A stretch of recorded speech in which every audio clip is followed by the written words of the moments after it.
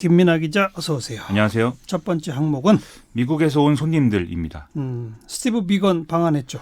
오늘 오후에 스티브 비건 미 국무부 대북 특별대표가 서울에 도착해서 22일까지 2박 3일 동안 머무르게 되는데요. 스티브 비건 대표는 이번 방한 기간 동안 이도훈 외교부 한반도 평화교섭본부장, 김현철 통일부 장관, 김현종 청와대 국가안보실 2차장 등을 만날 예정입니다. 네. 이 한미연합훈련이 오늘 끝났기 때문에 이후에 이어질 이 비건 대표의 행보에 지금 주목이 되고 있습니다. 네. 스티브 비건 대표가 어디 대사로 간다는 설도 있던데 아직은 확정은 안 되는 모양이네요. 지금 언론에 언급은 계속 되고 있는데 그걸 공식적으로 발표한다든지 본인이 인정한다든지 이런 상황은 아닌 것 같습니다. 얼마 전에 트럼프 대통령이 김정은 국무위원장한테서 편지 받았다. 한미연합훈련 끝나면 실무협상할 거다. 이런 내용의 편지 받았다고 공개했었잖아요. 그렇습니다. 지난 10일에 이제 트위터를 통해서 트럼프 대통령이 김정은 위원장으로부터 온 친서 내용이다라고 하면서 공개를 했었는데 이게 이제 한미연합훈련이 종료되면 협상을 다시 시작하길 바란다. 이런 입장이 나와 있었다라는 것이죠. 예. 그래서 이제 스티븐 비건 대표가 이것을 근거로 방한 기간 동안 판문점에서 북한과 접촉한다든지 이렇게 하지 않겠느냐. 그래서 친서에 대한 트럼프 대통령의 답신을 전달한 다음에 이 실무협상 재개를 본격화할 것이다. 이런 전망들이 나오고 있습니다. 아직은 전망이죠. 그렇습니다. 전망입니다. 네. 또 다른 미국 쪽 인사가 청와대 사람 만났다는 보도도 나왔죠. 오늘 조선일보가 이 앤드루 김 전 미국 CIA 코리아 미션 센터장이 최근에 극비리에 방한을 해서 정의용 청와대 국가안보실장 등의 고위 당국자들을 만났다 이렇게 보도를 했습니다. 조선일보는 앤드루 김 전 센터장이 방한 기간 동안 북측과 접촉을 해서 김정은 국무위원장의 친서를 받아서 트럼프 대통령에게 전달을 했던 거 아니냐 이런 해석이 나온다라고 보도를 했는데요. 이에 대해서 우리 정보 당국 관계자와 청와대는 사실 확인을 거부한 그런 상황입니다. 사실 확인을 거부했다? 그렇습니다. 그 말은 만났을 가능성도 있다는 얘기군요. 만나지 않았다라고는 얘기를 안 한다는 것이죠. 그리고 오늘 우리한테 도착한 스티브 비건 대표는 일본 들렀다 온 거죠? 그렇습니다. 이 비건 대표는 한국에 오기 전에 앞서서 일본에서 가나스기 겐지 외무성 아시아 대양주 국장과 협의를 가졌다고 하는데요. 북한의 최근 잇따른 미사일 및 방사포 등의 어떤 발사 이런 문제에 대해서 아마 논의를 했을 가능성이 큰 것 같습니다.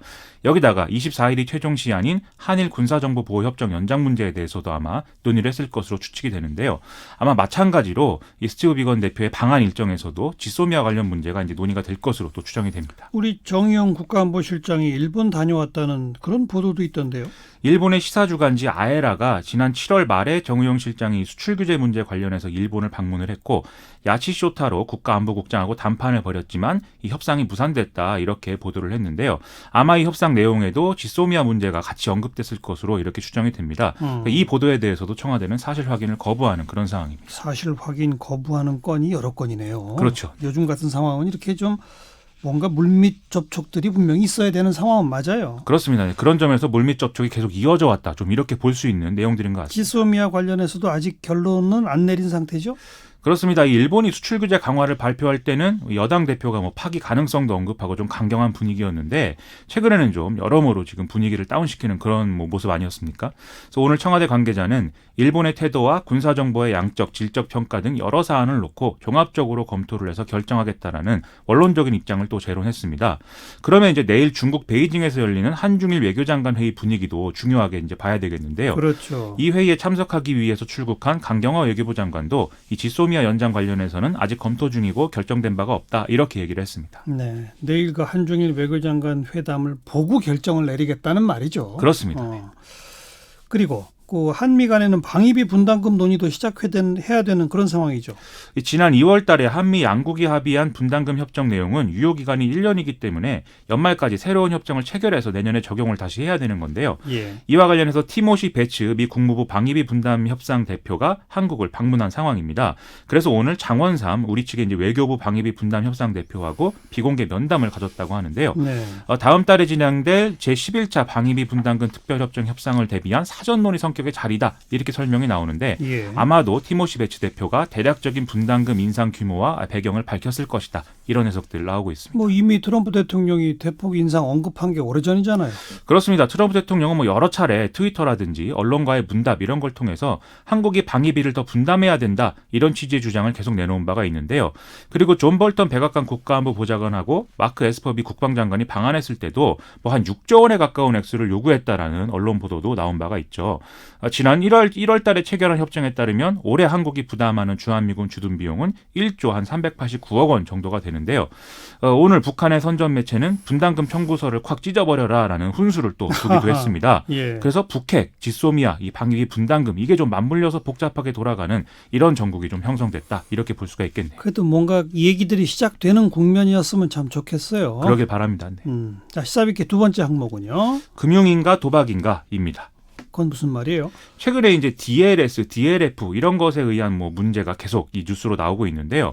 DLS는 파생 결합 증권, DLF는 파생 결합 펀드를 말하는 것인데 뭐 증권이냐 펀드냐 이게 이것 차이만 있을 뿐 뭐 같은 개념입니다. 예. 이 이름에서 알 수 있듯이 어떤 주가 지수는 물론 이자율, 통화, 실물 자산 등의 가격 또는 어떤 등락이 정해진 조건을 충족하면 약정한 수익률을 지급하는 이런 금융 상품이라고 볼 수가 있겠는데요. 네. 최근에 문제가 되고 있는 거는 이 중에서도 독일 등의 선진국 채권하고 영국, 미국 등의 CMS 금리와 연계된 이런 상품들입니다. 특히 독일 국채 연계 상품이 크게 손실이 있다고 해서 문제가 되고 있습니다. 그러니까 독일 국채 금리가 떨어지면 손해를 보게 돼 있는 그 상품. 그렇습니다. 그래서 요즘 손해가 막 생기고 있다 이런 보도잖아요. 그렇습니다. 이게 예를 들면 만기일까지 독일 국채 금리가 마이너스 0.25% 이상이면 5%의 수익률을 보장을 하지만 이 아래로 이제 국채 금리가 떨어지게 될 경우에 0.01% 포인트마다 이 떨어질 때 0.01% 포인트가 떨어질 때마다 2.5%씩 손실을 보게 된다. 이런 내용의 이제 파생 상품이라는 건데요. 지금 문제가 되는 상품이 판매된 시기는 올해 3월에서 5월 정도인데 이때는 독일 국채 10년물 금리가 0.15% 정도였다고 하거든요. 예. 그래서 만기인 올해 9월부터 11월까지 이게 손실이 날 확률은 거의 없다. 이렇게 판단해서 투자를 했는데 지금 독일 국채 금리가 마이너스 0.6%대까지 떨어졌기 때문에 엄청난 손실을 볼 수밖에 없다. 이런 얘기입니다. 근데 국채라면 국가가 발행한 채권이잖아요. 그렇습니다. 그거의 금리가 마이너스 0.6%? 이 국채 금리라는 것은 금리가 마이너스란 얘기는 돈을 빌려줬는데 대신에 이자도 내가 더 줄게 이런 거예요? 이제 형식적으로는 그런 개념으로 또 이해할 수가 있겠는데 국채 금리라는 것은 결국 이제 수익률하고 같은 개념으로 보시면 되거든요. 네. 그래서 국채를 이제 이 매입할 때보다 이제 팔 때 만약에 가격이 더 이제 올라가거나 가격이 더 올라가거나 이럴 경우에는 이 국채 금리가 이렇게 마이너스가 되기도 하고 뭐 이런 상황이 일어날 수도 있는 것이죠.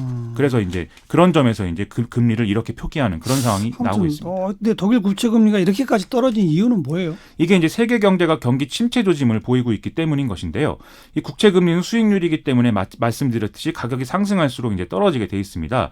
그래서 독일 국채는 유럽에서 안전자산으로 이제 분류가 되기 때문에 다른 유럽 국가 경제가 흔들릴수록 투자 수요가 늘어나게 되고 그럼 이제 금리가 떨어지는 이런 상황이 되는 것인데요. 모든 돈이 독일 국채로 몰린다? 그렇습니다. 여기다가 하반기에 영국의 노딜 브렉시트 등의 악재가 또 예상이 되는 데다가 유럽 중앙은행이 시중에서 국채를 매입하는 양적 완화에 나서는 등의 대규모 부양책을 준비하고 있어서 이 국채 가격은 또 상승할 가능성이 커지거든요. 예. 그래서 이제 독일 국채 금리가 하반기에도 회복될 가능성이 크지 않다. 이제 이렇게들 보고 있는 상황입니다.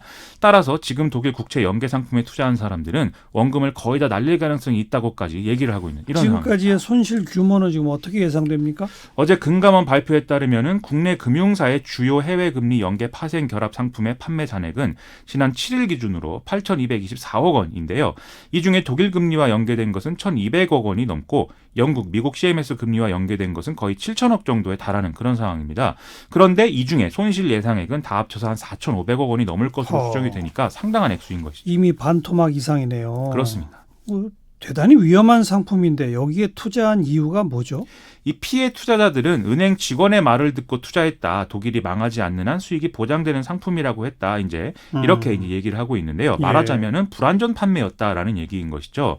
그래서 금감원은 이에 따라서 은행들이 불안전 판매를 했는지 여부를 중심으로 이 상품 구조 이런 것들을 전반적으로 살펴보겠다. 이런 입장인데요. 예. 은행들이 어떤 성향의 투자자에게 상품을 권유한 것인지 또 위험성을 충분히 알렸는지 이런 것들이 좀 쟁점이 될 것으로 보입니다. 이건 철저히 조사해봐야 되겠네요, 우선. 그렇습니다. 네, 세 번째 항목은요. 애플이 역차별 당하고 있다입니다. 어디서 나온 얘기입니까? 이 팀 쿡 애플 CEO가 여름 휴가 중인 트럼프 대통령을 만나서 하소연을 했다는 사연이 밝혀져서 화제인 건데요. 미국의 대중국 보복 관세 때문에 애플이 삼성전자와의 경쟁에서 어려움을 겪고 있다. 이런 내용이었습니다. 트럼프 대통령은 현지 시간 18일 백악관 출입 기자들을 만나서 이 팀 쿡의 발언을 전하면서 관세를 내지 않는 회사와 경쟁하는 애플이 관세를 내는 것은 힘든 일이다. 이렇게 얘기를 한 그런 상황입니다. 그 중국에 대한 보복 관세가 애플의 손해가 되는 이유는 뭐죠?